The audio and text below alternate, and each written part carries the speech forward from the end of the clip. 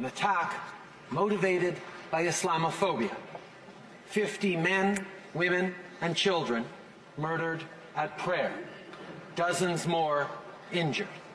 Gunned down by a monster, a terrorist, a coward. To our Muslim friends here in Canada, in New Zealand, and around the world, know that we mourn with you. We feel your pain, and we love you. We will stand by you in the difficult days and weeks to come. The Quran tells us, the true servants of the Most Merciful are those who behave gently and with humility on earth, and whenever the foolish quarrel with them, they reply with words of peace. Now, if that idea sounds familiar, perhaps you've also heard it in the Gospel of Matthew, which speaks not of revenge and retaliation, but of turning the other cheek. Indeed, if we choose to look for them, the lessons found within our faiths will bind us together and are more powerful than those things that seek to divide us. Mr. Speaker, over the years, we've seen an increase in the number of terrorist attacks targeting Muslims all around the world.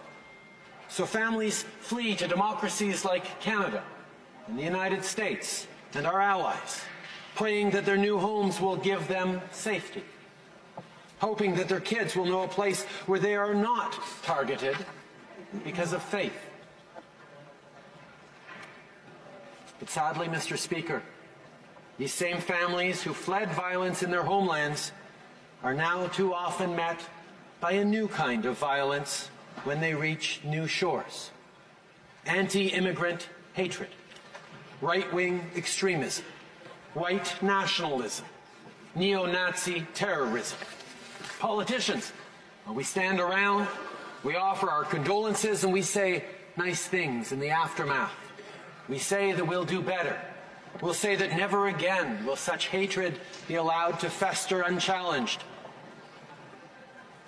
And then when the flames die down and the smoke clears, we look the other way.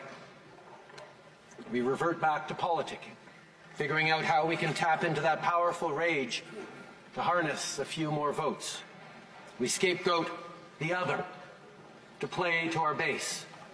With a wink and a nudge, we legitimize this evil. Mr. Speaker, I stand here today to cast a light on this hatred and on our unwillingness to call it out. As leaders, as privileged few with power and an audience, we have a responsibility to do something. This responsibility is not negotiable. It's not to be waived when it's politically convenient. Courting these views is always the wrong choice to make. We have to chase out this hatred from our parties, fight it online, denounce it at town halls, push back when it reaches our front door. Choosing to stay silent while hatred stews is complicity in its most cowardly form.